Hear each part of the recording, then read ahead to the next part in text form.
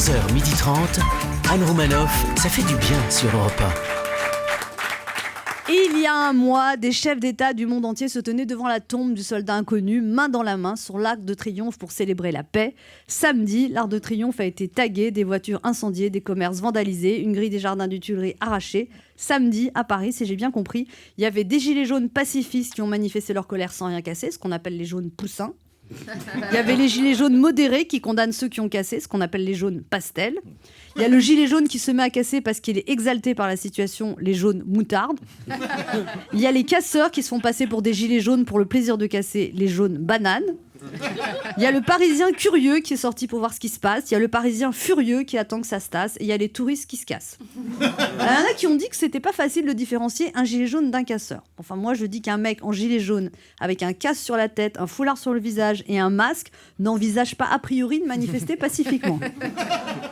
Alors les gilets jaunes ont réagi d'une façon un peu brutale, le jaune est une couleur primaire, mais les gilets jaunes ont un point commun, ils se sont trompés, et c'est pas par hasard, c'est dans le langage des fleurs, le jaune c'est la couleur des cocus.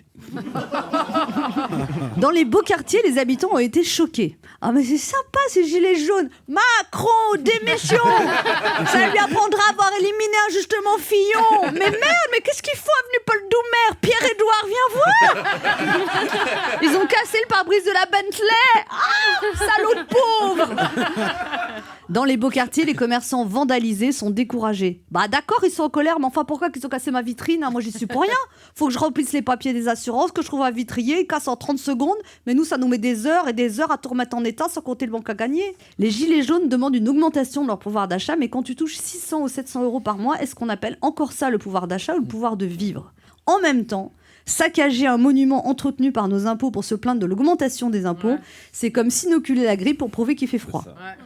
Alors Emmanuel Macron a choisi de ne pas s'exprimer pour l'instant. Après des heures de réflexion, ses conseillers ont dû lui dire « Tant que vous ne parlez pas, vous ne risquez pas de dire des conneries. » Alors Édouard Philippe a été chargé par Emmanuel Macron de trouver des représentants des Gilets jaunes pour négocier. Édouard Philippe, c'est lui qu'on envoie toujours faire le sale boulot, la tâche ingrate. En fait, c'est pas son Premier ministre, c'est son stagiaire.